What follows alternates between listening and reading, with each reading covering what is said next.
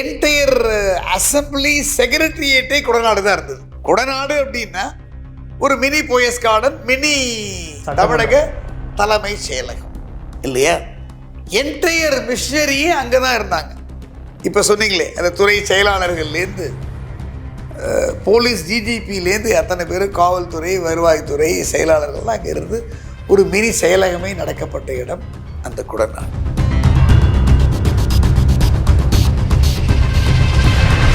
எனக்கு மாநகர கொடுங்கன்னு சொல்லி நீங்கள் வழக்கை நீங்கள் போடுறீங்க. அந்த வழக்கில் வந்து சாட்சியம் அளிக்கணும் இல்லையா? யார் மனு தாக்கல் பண்ணுறாங்களோ அவங்க வந்து விட்னஸ் பாக்ஸ் ஏறி சாட்சி சொல்லணும். அதில் என்ன சொல்கிறாருன்னா, எடப்பாடி ஆனரபிள் திரு கே பழனிசாமி அவர்கள் வந்து நான் வந்து முதல்வராக இருந்தவன், சட்டசபை எதிர்கட்சி தலைவராக இருந்தேன், அதனால் கோர்ட்டுக்கெல்லாம் வந்து நான் சாட்சி சொல்ல முடியாது.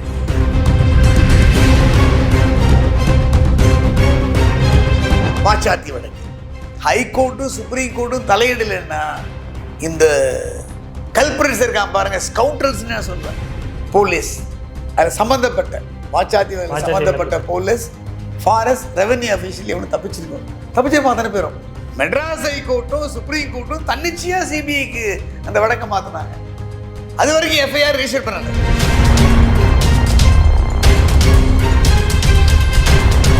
துப்பாக்கிச்சூடு நடந்த விஷயம், அந்த சீன்ஸ் இருக்கு பாருங்க, அந்த கிளிப்பிங்ஸ், அந்த கிளிப்பிங்ஸ் நீங்கள் லிங்க் பண்ணீங்கன்னா ரத்த கண்ணீர் தான் வரும். அந்த மாதிரி சுட்டவனுக்கு நீ என்ன பண்ணியிருக்கணும்? கொலை வழக்கு போட்டு உள்ளதில் இருக்கணும். யாராவது பேரை போட்டிங்களா நீங்கள்? அப்போ செத்தவனுக்கு என்ன நியாயம் கொடுத்தீங்க? நீங்கள் சுட்ட நல்லாவே தெரியுது இல்லைங்க. தாசில்தார் சொல்கிறான் நான் ஆர்டர் போட்டேன்றான். ஷூட்டிங் ஆர்டர் யார் போடுறது தெரியாதா நமக்கு?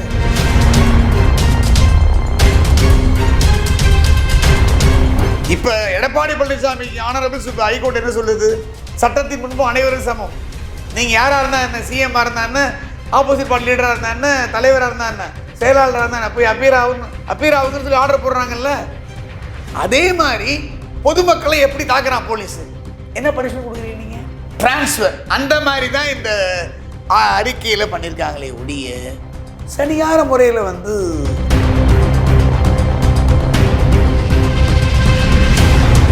தூத்துக்குடி மக்கள் பாதிக்கப்பட்டு போனா பாருங்க, அவங்க தரப்புல உள்ளவங்க கோர்ட்டுக்கு வந்து கேட்கணும், அப்பா என் பையன் போயிட்டான், என் பொண்ணு போயிட்டான், நாங்கள் இப்படி போயிட்டோம், இப்படி பண்ணியிருக்கீங்களேப்பா அப்படின்னு அவங்க தான் கேட்கணும்.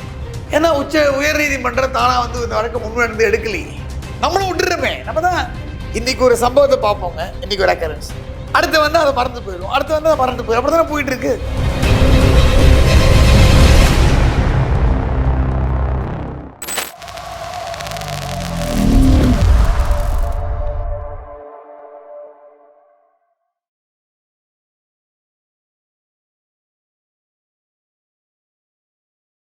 ஐத்தமிழியர்களுக்கு வணக்கம். இன்றைய நேர்காணலில் நம்முடைய இணைந்திருப்பவர் உச்சநீதிமன்ற வழக்கறிஞர் திரு ஆர் கிருஷ்ணமூர்த்தி அவர்கள். அவரிடம் பல்வேறு கேள்விகள் இருக்குது, வாருங்கள் அவரிடமே கேட்போம். வணக்கம் சார். வணக்கம் வணக்கம். எப்படி இருக்கீங்க? நீங்கள் எப்படி இருக்கீங்க?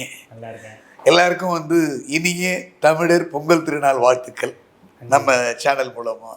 சார், இப்போ சமீபத்தில் வந்து ஒரு பிரேக்கிங், ஏற்கனவே கொடநாடு வழக்கு அப்படிங்கிறது மிகப்பெரிய அளவில் ஒரு பூதாகாரத்தை தமிழ்நாட்டில் ஏற்படுத்திய ஒரு வழக்கு. இந்த வழக்கில் வந்து எடப்பாடி பழனிசாமி அவர்கள் மேலே வந்து பல்வேறு குற்றச்சாட்டுகள் வந்து ஏற்கனவே எழுப்பியிருந்தாங்க. இந்த நிலையில் அவர் ஆஜராகணும் அப்படின்னு சொல்லி ஊட்டியினுடைய நீதிமன்றம், உதகை நீதிமன்றம் வந்து ஒரு அதிரடி உத்தரவு பிறப்பிச்சிருக்கு. ஜனவரி 30-31 ஆஜராகணும் அப்படின்னு சொல்லியிருக்கிறாங்க. இந்த வழக்கை நீங்கள் எப்படி பார்க்குறீங்க? இது தொடர்பான பல்வேறு விஷயங்கள் நீங்கள் வந்து ஏற்கனவே ஃபாலோ பண்ணியிருப்பீங்க. எடப்பாடி பழனிசாமி அவர்கள் ஆஜரானால் அடுத்த கட்டமாக என்ன நடக்கும்? ஒரு பெரிய கரெக்ஷன் என்னென்னா, அவரை 30-31 ஆஜராக சொல்லி மெட்ராஸ் ஹைகோர்ட் உத்தரவிட்டிருக்கிறது.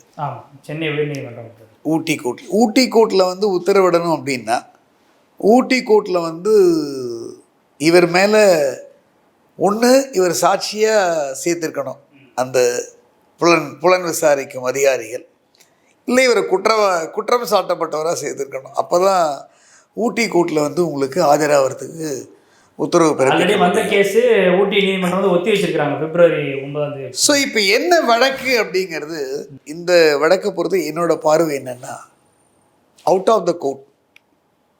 ஏன்னா நாங்கள் எல்லாம் வந்து மேடத்துடைய லாயலிஸ்டாக இருந்ததுனால நாங்கள் சொல்கிறோம், நான் என்றைக்கு நாங்கள் மறுக்க விரும்பலை.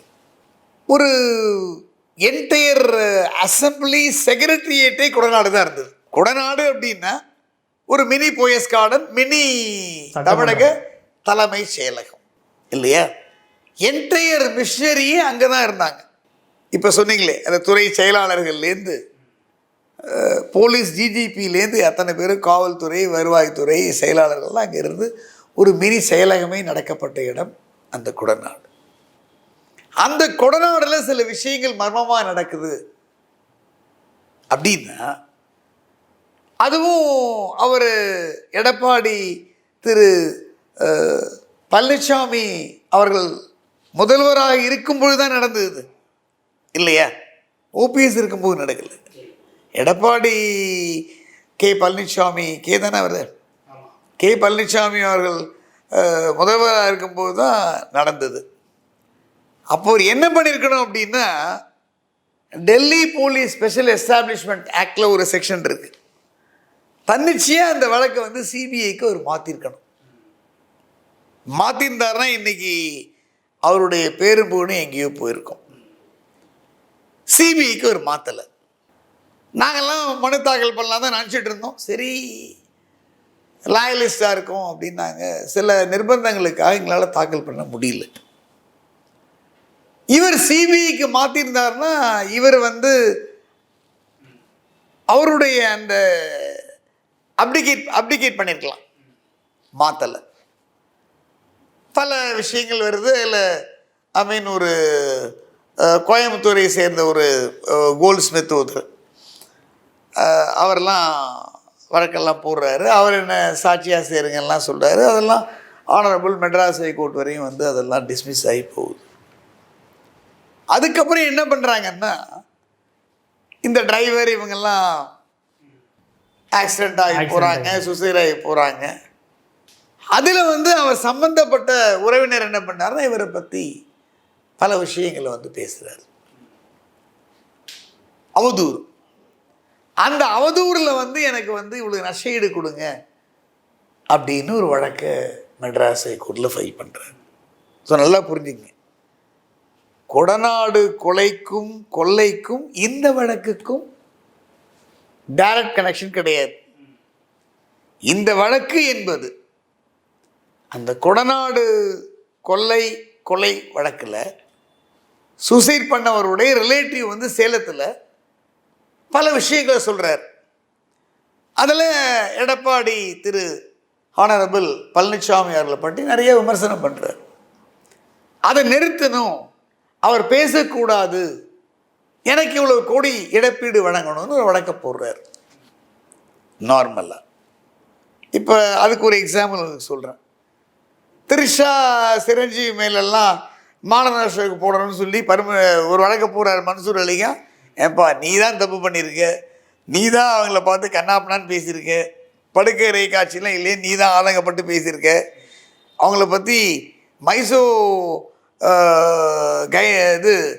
கைனிஸ்ட் மாதிரி எல்லா வேலையும் நீ பண்ணி வச்சுருக்க, அவங்க உன் மேலே வழக்கு போடுற, நீ அவங்க மேலே வழக்கு போடுறிய, நான் என்ன கண்ணை கட்டிட்டு உட்காந்துருக்குன்னு நினச்சிட்டு இருக்கேன்னு சொல்லி என்ன பண்ணார் ஆனரபிள் நீதியரசர் இஸ் லார்ட்ஷிப் ஜஸ்டிஸ் மிஸ்டர் என் சதீஷ்குமார் என்ன பண்ணார், 1 லட்ச ரூபா அபராதம் போட்டு மன்சூர் அலிகான் பெட்டிஷனை டிஸ்மிஸ் பண்ணார். இதுக்கு கம்பேர் பண்ணுறேன். அந்த மாதிரி ஒரு வழக்கு தான் இந்த வழக்கு.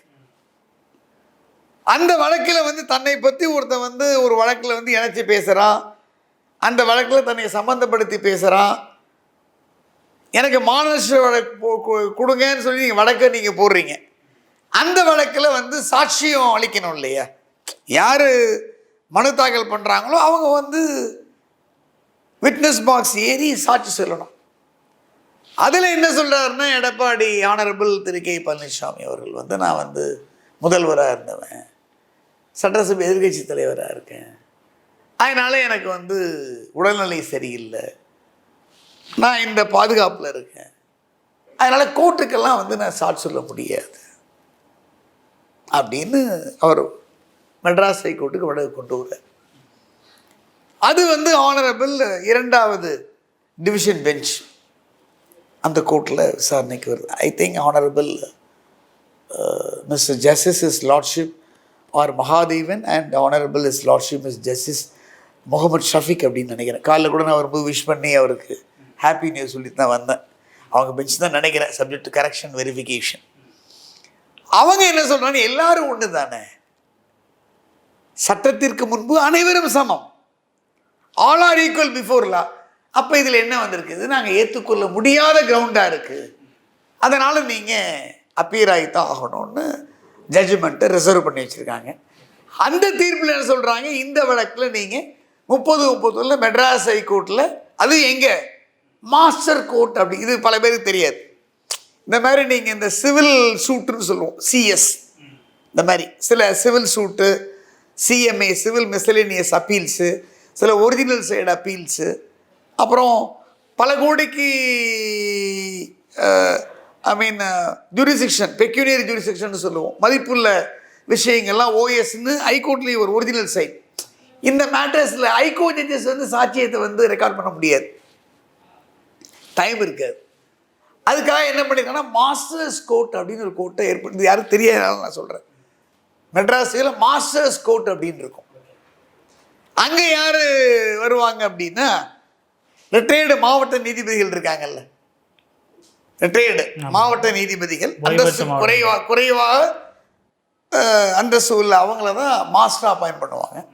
சம்டைம் ரெஜிஸ்ட்ரார் லா முடிச்சிருந்தாருன்னா அவர் அப்பாயின்ட் பண்ணுவாங்க. அந்த கோர்ட்டில் சாட்சியத்தை பதிவு பண்ணுவாங்க.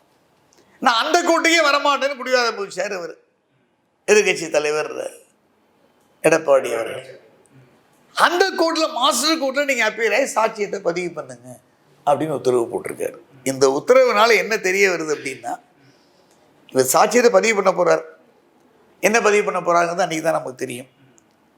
சட்டத்தின் முன்பு அனைவரும் சமம். அது முன்னாள் முதல்வராக இருந்தாலும் சரி, இந்நாள் எதிர்கட்சி தலைவராக இருந்தாலும் சரி, ஒரு பெரிய பேரியக்கத்துக்கு நீங்கள் பொதுச் செயலாளராக இருந்தாலும் சரி, சட்டத்தின் முன்பு அனைவரும் சமம் அப்படிங்கிறது வந்து உறுதிப்படுத்தி இருக்கிறது ஹானரபிள் சென்னை உயர்நீதிமன்றம். அவ்வளோதான் இந்த மேட்டரில். இது அவர் சாட்சியத்தை பதிவு பண்ணதுக்கு அப்புறம் தான் இது மறுபடியும் ரெகுலர் கோர்ட்டுக்கு போகும். அந்த ரெகுலர் கோர்ட் ஹானரபிள் ஜட்ஜி தான் முடிவு பண்ணணும். இப்போ போர்ட்ஃபோலியோ மாறிடுச்சு. இப்போ ரெகுலர் கோர்ட்டுக்கு என்ன ஹானரபிள் எந்த ஜட்ஜி வராங்களோ, I think honourable mister Satishkumar lordship அப்படின்னு நினைக்கிறேன், ஐ ஹோப் ஸோ. அந்த போர்ட்ஃபோலியோ உள்ள ஹானரபிள் ஜட்ஜி தான் இதை முடிவு பண்ணணும். பல்வேறு விஷயங்கள் தொடர்பாக வந்து இந்த வழக்கில் வந்து விஷயங்கள் வந்து ஏற்கனவே அரசியல் ரீதியாக பல்வேறு விமர்சனங்கள் இவர் மேலே இந்த வழக்கில் வந்து அதிகமாகவே செலுத்தலாம். குறிப்பாக அன்றைய எதிர்க்கட்சி தலைவராக இருந்த பொழுது மு.க. ஸ்டாலின் அவர்கள்லாம் கடுமையான முறையில் விமர்சனம் பண்ணாங்க. தேர்தலில் கூட இப்போ கடுமையான முறையில் பிரச்சாரம் பண்ணாங்க. இப்போ இந்த வழக்கு அப்படிங்கிறது எடப்பாடி பழனிசாமி அவர்களுக்கு ஒரு கரும்புள்ளியாக பார்க்கப்படும் நினைக்கிறீங்களா? அதாவது பல விமர்சனங்களை சொன்னவர் மேலே தான் அவர் வழக்கு போட்டிருக்காரு. அப்போ அந்த விமர்சனத்தெல்லாம் அவர் மறுத்து அவர் வந்து ப்ரூவ் பண்ணணும் இல்லையா? ப்ரூவ் பண்ணலைன்னா அது அவருக்கு ஒரு செட்பேக் தான். அந்த இறந்து போனவருடைய ரிலேஷன் தான் அவர் கொடுத்த பேட்டினால தான் அந்த விஷயங்கள் நிறைய சொல்லியிருக்காரு. அது எல்லாத்தையும் அவர் வந்து சும்மா வாய்மொழியாக மறுக்க முடியாதுல்ல, ஆதாரங்களோடு ஒரு மறுத்து சொல்லணும். ஆதாரங்கள் இல்லாமல் மறுத்தாருன்னா அது அவருக்கு வந்து ஒரு செட்பேக் தான். இப்போ தூத்துக்குடி துப்பாக்கிச்சூடு சம்பவம் கடந்த 2018 மே மாதம் நடந்த இந்த சம்பவத்தில் பல்வேறு அதிகாரிகள், காவல்துறை அதிகாரிகள் மேலே குற்றம் சாட்டப்பட்டிருந்துச்சு. வழக்குகளும் வந்து சில அதிகாரிகள் மேலே இருக்குது. அதில் குறிப்பாக இந்த துப்பாக்கிச்சூடு நடத்த சொல்லி உத்தரவிட்டதே ஒரு சைலேஷ்குமார் யாதவ் அப்படிங்கிற ஒரு அதிகாரி தான் அப்படின்ற பேச்செல்லாம் பரவாயில்ல இருந்துச்சு. அவர் மேலேயும் வழக்குகள் இருந்துச்சு. அவர் வந்து இன்றைக்கி சிலை தடுப்பு பிரிவுடைய டிஜிபியாக தேர்வு செய்யப்பட்டிருக்கிறார். அதாவது பதவி உயர்வு, அவருடைய எக்ஸ்பீரியன்ஸ் வைஸில் பதவி உயர்வு அவருக்கு கொடுக்கப்பட்டிருக்கு. சட்டத்தின் அடிப்படையில் ஒரு வழக்கில் தொடர்புடைய ஒரு அதிகாரிக்கு பதவி உயர்வு கொடுக்கறது இந்த வழக்கில் சரியானது நினைக்கிறீங்களா? அந்த விவகாரத்தை பொறுத்த வரைக்கும் ஃபர்ஸ்ட் ஆஃப் ஆல் நான் ஒரு கருத்து சொல்கிறேங்க, எல்லாருக்கும் தெரிஞ்சது தான். தூத்துக்குடி துப்பாக்கிச்சூடு அப்படிங்கிறது திராவிட முன்னேற்ற கழகம் பெரும்பான்மையாக வெற்றி பெறுவதற்கான முதன்மையான காரணம். அவர் வந்து இந்த நடைப்பணம் போகும்போதெல்லாம் இந்த விஷயங்கள் தான் சொல்லிட்டு இருந்தார். அது பிரச்சாரம். ஆமாம், அதனால் இது வந்து டிஎம்கே இன்னைக்கு ஆட்சியில் இருப்பதற்கு ஒரு முக்கிய காரணம். அதே மாதிரி தெலுங்கானா புதுச்சேரி ஆளுநர் தமிழிசை சவுந்தரராஜன் அந்த தூத்துக்குடி தொகுதியில் டிஃபிட் ஆகிறதுக்கும் சகோதரி கனிமொழி எம்பி ஆகிறதுக்கும் இது பெரிய காரணம். இந்த துப்பாக்கிச்சூடு நடக்கும்போது நான் அந்த இடத்துல தான் நான் மாவட்ட நீதிமன்றத்துலேயும் ஜேஎம்ஒன்லையும் வழக்கைக்காக தூத்துக்குடிக்கு போயிருந்தேன். கண்ணால் நான் பார்த்தேன் பல விஷயங்களை சகோதர வழக்கறிஞர்களோட.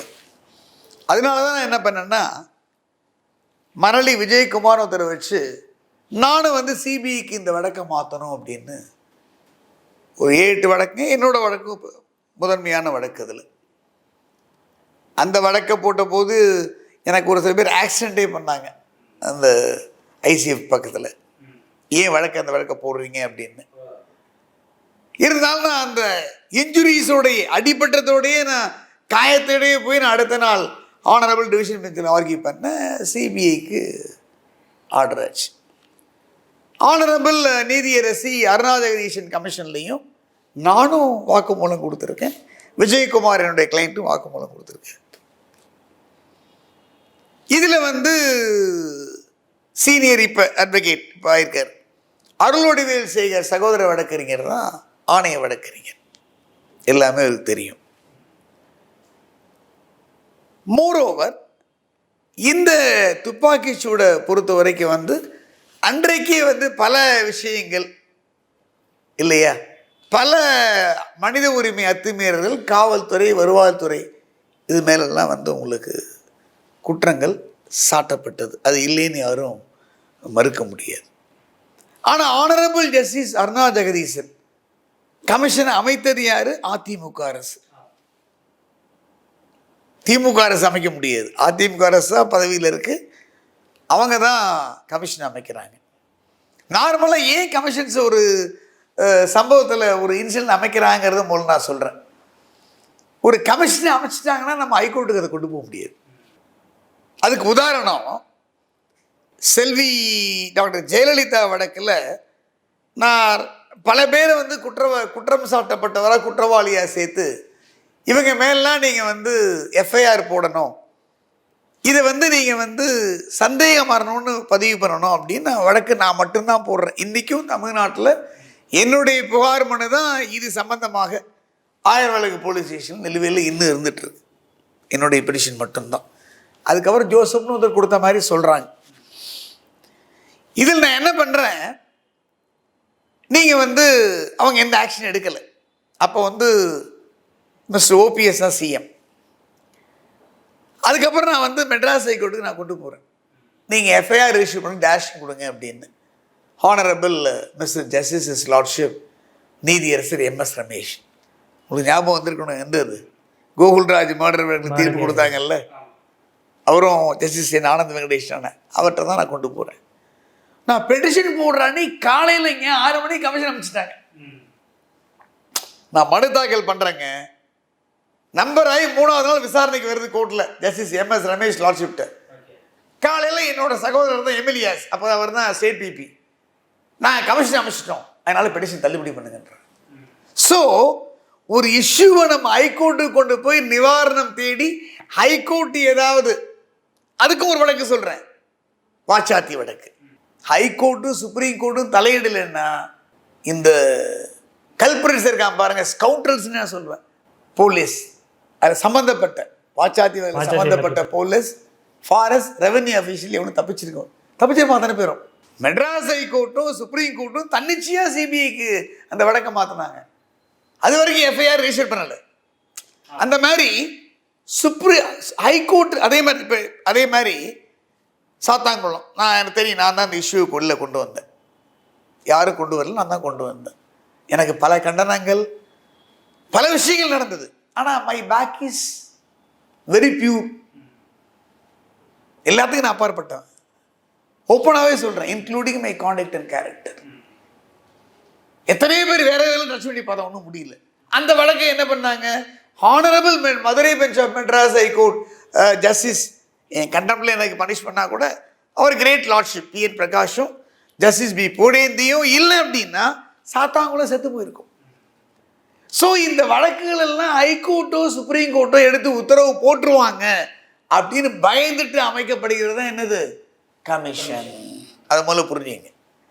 தூத்துக்குடியில் கமிஷன் மட்டும் அமைக்கலைன்னா அன்றைக்கே அத்தனை போலீஸ் அண்ட் ரெவென்யூ ஆஃபீஸர் மேலே எஃப்ஐஆர் பதிவு பண்ணுறதுக்கு நானும் சங்கர சுப்பு பிரதர், அதே மாதிரி ஹென்றி திபேன், அவர் தான் போராடியவர், ஹென்றி திபேன் அட்வொகேட், நாங்கள் 3 பேரும் அத்தனை பேர் மேலே எஃப்ஐஆர் போட்டு கூண்டில் ஏற்றிருப்போம்.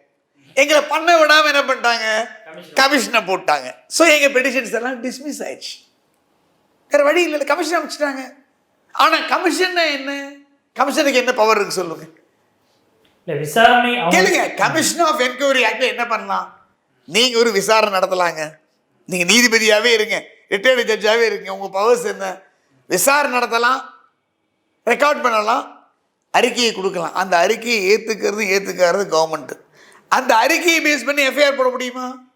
இதை பல வழக்கில் சுப்ரீம் கோர்ட் சொல்லியிருக்கு, கமிஷனுக்கும் கேஸுக்கு சம்மந்தம் இல்லைன்னு. ஆனால் இன்னைக்கு சந்தேக மரணம் ஜெயலலிதா வழக்கை வந்து டிக்ளேர் பண்ணல. ஈவன் தமிழக முதல்வர் M.K. ஸ்டாலின் அவர்களே பிரச்சாரத்தில் என்ன சொன்ன, நான் வந்தால் சந்தேக மரணமாக கொண்டு வந்துடுவேன், இந்த வழக்கை விட மாட்டேன்னார். அவரே கடப்பில் போட்டார்ல. அப்போ இந்த பயாஸுக்காக நான் சொல்ல வரேன், அதையும் புரிஞ்சுங்க. அதிமுக அரசால் அமைக்கப்பட்ட கமிஷன் தான் நீதியரசி அருணா ஜெகதீசன். ஆனால் அவங்க என்ன ஏடிபிக்கு சப்போர்ட் பண்ணாங்களே, நேர்மையாக நடந்து என்ன பண்ணாங்க, இவன் தான் குற்றம் பண்ணான், இவன் தான் குற்றவாளின்னு அறிக்கையை கொடுத்தாங்க. இப்போ புரியுதா உங்களுக்கு? ஜட்ஜஸ்ன்னு போயிட்டாங்கன்னா 100க்கு 200%, 100% 200% விஷயம் சதவீதம் கிடையாது, பியூராக தான் இருப்பாங்கிறது அருணா ஜெகதீசன் ரிப்போர்ட், நீதியரசி ரிப்போர்ட் வந்து ஒரு உதாரணம் கொடுத்தாங்க. பல நாள் கழிச்சு பல பேர் மென்ஷன் பண்ணி அவங்க அறிக்கையை பப்ளிஷ் பண்ணாங்க. அறிக்கையை பப்ளிஷ் பண்ணி நீங்கள் தண்டனை கொடுத்துருக்க வேண்டாமா? கொடுக்கவே இல்லை. அதுக்கப்புறம் ஹென்றி திபேன் சகோதர வழக்கறிஞர் மதுரை பெஞ்சில் வழக்க போடுறார். ஏன்னா அந்த துப்பாக்கி சூட்டில் வந்து உங்களுக்கு வந்து இன்றைக்கும் நீங்கள் அந்த சீனை எடுத்து நீங்கள் வந்து இந்த இன்டர்வியூவோட நீங்கள் லிங்க் பண்ணீங்கன்னு வச்சுக்கோங்க, துப்பாக்கி சூடு நடந்த விஷயம், அந்த சீன்ஸ் இருக்கு பாருங்க, அந்த கிளிப்பிங்ஸ், அந்த கிளிப்பிங்ஸ் நீங்கள் லிங்க் பண்ணீங்கன்னா ரத்த கண்ணீர் தான் வரும். அந்த மாதிரி சுட்டவனுக்கு நீ என்ன பண்ணியிருக்கணும், கொலை வழக்கு போட்டு உள்ளதில் இருக்கணும். யாராவது பேரை போட்டிங்களா நீங்கள்? அப்போ செத்தவனுக்கு என்ன நியாயம் கொடுத்தீங்க நீங்கள்? சுட்ட நல்லாவே தெரியுது இல்லைங்க. தாசில்தார் சொல்கிறான் நான் ஆர்டர் போட்டேன்றான், ஷூட்டிங் ஆர்டர் யார் போடுறது தெரியாதா நமக்கு? எல்லா அரசும் என்ன பண்ணுறாங்க அப்படின்னா, எதிர்கட்சியாக இருக்கும் பொழுது என்னெல்லாமோ பேசுகிறாங்க, ஆளுங்கட்சியாக வந்தால் தனக்கு கீழ் பணிபுரிகின்ற அரசு அதிகாரிகளை காப்பாற்றுகிறார்கள். அதுக்கு வாச்சாத்தி வழக்கே வந்து உதாரணம். நான் லாயலிஸ்ட் ஆஃப் அம்மான்னு சொன்னேன், ஆனால் அம்மா கவர்மெண்ட்டில் கடைசி வரைக்கும் அந்த வழக்கில் எஃப்ஐஆர் போல் அத்தனை பேரையும் அந்த அரசு காப்பாற்றியது. அது அப்பட்டமான மனித உரிமை. அதே மாதிரி இந்த வழக்குலையும் நீங்கள் 302 கேஸ் போட்டு எஃப்ஐஆர் போட்டு உள்ளதில் வேண்டியதானங்க. அப்போ வந்து நான் என்ன சொல்கிறேன், அப்போ அரசு அதிகாரிகள் காவல்துறை சுட்டானா நீங்கள் விட்டுருவீங்களா? அதாவது நீங்கள் வந்து இவர் அடிச்சிங்க அப்படின்னா, இவர் போய் போலீஸ் ஸ்டேஷனில் கம்ப்ளைண்ட் கொடுத்தாருன்னா உங்கள் மேலே 3 செக்ஷனில் கேஸை போடுறான். ஃபில்த்தி லாங்குவேஜ் யூஸ் பண்ணீங்க 294B ஒரு இது சாதாரண குற்றம்னா 323, 324, 326 ஏதோ ஒன்று, கொடுங்காயம் காயம் கீயம்னு வச்சுங்க. அப்புறம் கொலை மட்டலில் கேஸை போடுறான். நீங்கள் ஹாஸ்பிட்டலில் 3 நாள் உட்காந்து எம்எல்சி கேஸ் போட்டு உள்ளதள்ளிடுறான். ஆனால் இதே போலீஸ் வந்து ஒருத்தனை அடிக்கிறான்னு வச்சுங்க, டிரான்ஸ்ஃபர் தானே நீ பண்ணுற. அப்போ என்ன சட்டம்ன்ற நான் இப்போ எடப்பாடி பழனிசாமிக்கு ஆனரபிள் ஹைகோர்ட் என்ன சொல்லுது, சட்டத்தின் முன்பு அனைவரும் சமம். நீங்கள் யாராக இருந்தால் என்ன, சிஎம்மாக இருந்தா என்ன, ஆப்போசிட் பார்ட்டி லீடராக இருந்தா என்ன, தலைவராக இருந்தா என்ன, செயலாளராக இருந்தா என்ன, போய் அப்பீர் ஆகுங்கன்னு சொல்லி ஆர்டர் போடுறாங்கல்ல. அதே மாதிரி பொதுமக்களை எப்படி தாக்குறான் போலீஸ். என்ன பனிஷ்மெண்ட் கொடுக்குறீங்க நீங்கள்? சொல்கிறேன் கேளுங்க, என்ன பனிஷ்மெண்ட் கொடுக்குறீங்க நீங்கள்? டிரான்ஸ்ஃபர். அந்த மாதிரி தான் இந்த அறிக்கையில் பண்ணியிருக்காங்களே ஒழிய சரியான முறையில் வந்து இந்த அறிக்கை பிரகாரம் வந்து நீங்கள் வருவாய்த்துறையினர் மீதோ இல்லை ஸ்கல்பரேட்ஸ் போலீஸ் மேலேயோ எந்த ஆக்ஷன் எடுக்கலை. அதுக்கு தான் என்ன பண்ணுறாங்க, சமூக ஊடகங்கள்லாம் வந்து பலவிதமான தவறான தகவல் தமிழக அரசுக்கு எதிராக பரவுகிறது, ஆணைய அறிக்கையை நாங்கள் அமுல்படுத்தலைன்னு சொல்லி ஒரு பிரசுரம் பண்ணியிருக்கு. இத்தனை பேர் மேலே நாங்கள் ஆக்ஷன் எடுத்தோம், அதில் சைலேஷ்குமார் யாதவ் பேரும் இருக்கு அப்படின்னு இருக்கு. அவர் பேர் இருக்கும்போது அவர் எப்படி நீங்க ப்ரமோட் பண்றீங்க? இதை நம்ம என்ன பண்ணணும் அப்படின்னா ஒரே வழிதாங்க, அவருடைய இந்த ப்ரொமோஷன் ஆர்டர் ஆர்டியில் வாங்கிட்டு அதை ஹைகோர்ட்டு கொண்டு போய் சேலஞ்ச் பண்ண வேண்டியது. இல்ல இப்ப இந்த வழக்குல இப்ப இதுல வந்து நேரடியாக டிரான்ஸ்பரண்டான ஒரு வழக்கு தூத்துக்குடி துப்பாக்கி சூடு சம்பவம். இல்ல சார், இல்ல முடிச்சுக்கிறேன். நீங்க என்ன சொல்றீங்க? கோர்ட் என்ன சொல்லுது? கோர்ட் என்ன சொல்லுது? நீ கேள்விப்பட்டீங்களா? என்ன சொல்லுது? சிசிடிவி ஃபுட்டேஜ் போய் சொல்லாதுன்னு சொல்றாங்கல்ல. நீயே புதிய தலைமுறை ரிப்போர்ட்டரை கூப்பிட்டுருக்க, நீயே பேட்டி, அது போய் சொல்லாது. மாடர்ன் டெக்னாலஜி, கேமரா போய் சொல்லாதுன்னு தானே சொல்றாங்க. எலக்ட்ரானிக் எவிடன்ஸ் போய் சொல்லாதுன்னு. அந்த மாதிரி எலக்ட்ரானிக் எவிடன்ஸ் இந்த தூத்துக்குடியில் இருக்குல்ல, அத்தனை பேர் மேலே ஆக்ஷன் எடுக்க. எத்தனை பேர் மேலே ஆக்ஷன் எடுத்தீங்க நீங்க? இல்லை, இது நீதிமன்றம் ஏன் தானாக முன் வந்து விசாரணைக்கு எடுக்கலை? எனக்கும் இந்த மாதிரி ஆதங்கம் நிறைய இருக்குங்க. அதாவது ஹானரபிள் உயர்நீதிமன்றத்துக்கு 226 அப்படின்னு ஒரு பெரிய பவர் இருக்கு. அம்பேத்கர் தலைமையில் இருந்து அரசியலமைப்பு அசம்பிளி கொடுத்து பெரிய ஒரு வெப்பன். ஹைகோர்ட்டுக்கு 226, சுப்ரீம் கோர்ட்டுக்கு 32 வித் 142. இதெல்லாம் கண்ணால் பார்த்துட்டு நம்ம சைலண்ட் ஸ்பெக்டாட்டராக, மியூட் ஸ்பெக்டாட்டராக இல்லாமல் ஆனரபிள் உயர்நீதிமன்றம் தன்னிச்சையாக இதை டிவிஷன் பெஞ்சு தான் எடுக்கணும்னு, அதாவது பில் பொதுநல வழக்கை விசாரிக்கக்கூடிய மேதகு அமர்வு தான் எடுக்கணும்னு அவசியம் இல்லை. ஹானரபிள் மேதகு தனி நீதிபதியே எடுத்து என்னால் இந்த அநியாயத்தையும் அக்கிரமத்தையும் சகிச்சிக்க முடியல, இந்த சட்டவிரோத செயலை என்னால் வந்து ஜீரணிக்க முடியல அப்படின்னு அவர் ஷியோமோட்டோவா எடுத்து தலைமை நீதிபதிக்கு ரெஃபர் பண்ணலாம். ஆனால் அந்த ஷியோமோட்டோ பவரை யாரும் யூஸ் பண்ணுறது இல்லையே. அது எனக்கும் வருத்தமாக தான் இருக்கு. இல்லை, இப்போ இந்த கமிஷன்லாம் அமைக்கிறாங்க, எனக்கு ஆதங்கம் இருக்கு. இல்லை சார், இல்லை இந்த விசாரணை ஆணையம் சொல்லி ஒவ்வொன்றுத்துக்கும் ஓய்வு பெற்ற நீதிபதிகள் தலைமையில் அமைக்கிறாங்க. இப்போ இதை அமைச்சா வந்து நீதிமன்றத்துக்கு போக முடியாது அப்படிங்கிற ஒரு ப்ரொசீஜர் ஏதாவது இருக்கா? ஏன்னா இதற்கு பாசிபிலிட்டி வேற எதுவுமே இல்லையா? நீதிபதிகள் என்னுடைய வழக்கு, என் ஜட்ஜ்மெண்ட், என்னோட ஆர்டரே தான். ஆறுமுகசாமி நீதியரசர் விசாரணை கமிஷன் அமைச்சாச்சு. மிஸ்டர் கிருஷ்ணமூர்த்தி, நீங்கள் வந்து இத்தனை பேர் மேலே எஃப்ஐஆர் போடுங்கன்றீங்க, இது முடியட்டும் அப்புறம் பார்த்துக்கலாம், இப்போ போட முடியாதுங்க, டிஸ்மிஸ் பண்ணார். ஆனால் அது விசாரணை கமிஷன்கிறது ஒரு புலன் விசாரணை அமைப்பே கிடையாது. அதனால அது அரசுகளால் போடப்படக்கூடிய ஒரு கண்துடைப்பு தான் அப்படிங்கிறீங்களா? ஆமாம்.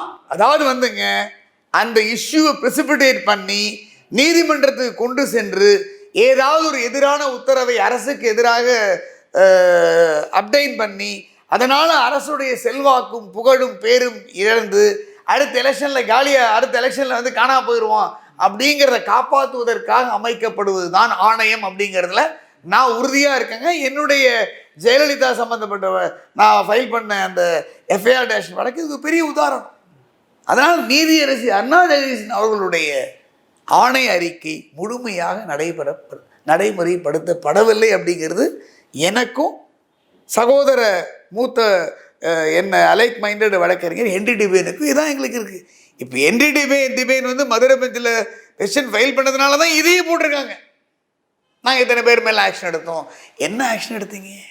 நடவடிக்கை எடுத்து தூத்துக்குடி மக்கள் கேட்கணுங்க, நம்ம கேட்க முடியுமா? டிரான்ஸ்ஃபர் பண்ணது தான் நடவடிக்கைன்னு. இப்போ சைலேஷ்குமார் யாதவ் வந்து நீங்கள் ப்ரொமோட் பண்ணியிருக்கீங்கன்னு யார் கேட்கணும்? தூத்துக்குடி மக்கள் பாதிக்கப்பட்டு போனால் பாருங்க, அவங்க தரப்பில் உள்ளவங்க கோர்ட்டுக்கு வந்து கேட்கணும். அப்பா, என் பையன் போயிட்டான், என் பொண்ணு போயிட்டான், நாங்கள் இப்படி போயிட்டோம், இப்படி பண்ணியிருக்கீங்களேப்பா அப்படின்னு அவங்க தான் கேட்கணும். ஏன்னா உயர் நீதிமன்றம் தானாக வந்து இந்த வழக்கை முன்வந்து எடுக்கலையே, நம்மளும் விட்டுருமே. நம்ம தான் இன்றைக்கி ஒரு சம்பவத்தை பார்ப்போங்க, இன்றைக்கி ஒரு அக்கரன்ஸ், அடுத்து வந்து அதை மறந்து போயிடும், அடுத்து வந்து அதை மறந்து போயிடும், அப்படி தானே போயிட்டுருக்கு. சாத்தாங்குளம் வழக்கிலேயே வந்து அவங்களுக்கு மரண தண்டனை கொடுக்க போகுதா இல்லையான்னு தெரியாது. மதுரை கோர்ட்டில் ஆறுமுகசாமி அவரும் ஏடிஎம்கேபில் தான் அவரை வந்து கமிஷனராக அப்பாயின்ட் பண்ணாங்க, கமிஷனுடைய சேர்மனாக. ஆனால் அவரும் நேர்மை நீதியாக தான் நடந்து இவங்க மேலே ஆக்ஷன் எடுங்கன்னு தான் அப்படிக்கற்றவராக தான் அவர் அறிக்கையை கொடுத்தாரு. அந்த அறிக்கை மேலே எந்த ஆக்ஷன் இது வரையும் எடுக்கலை. நீதிபதி அருணா ஜெகதீசனுடைய கமிஷன் மேலேயும் எடுக்கப்படும் நடவடிக்கை திருப்தியாக இல்லை. இந்த நடவடிக்கை தூத்துக்குடி கண்ணால் நான் பார்த்தேங்க, குருவியை சுடுற மாதிரி சுட்டான் பாருங்க, அதில் அப்பாவியால் மக்கள் இறந்து போனான் பாருங்க, அவனுடைய ஆத்மா சத்தியமாக வந்து உறங்காது, சத்தியமாக சாந்தி அடையும். பல்வேறு கேள்விகளுக்கு ரொம்பவே தெளிவாக பதில் சொன்னீங்க. என்னுடைய அரங்கிற்கு வந்து நேர்காணல் தெரிவிக்க நன்றி. Thank you so much.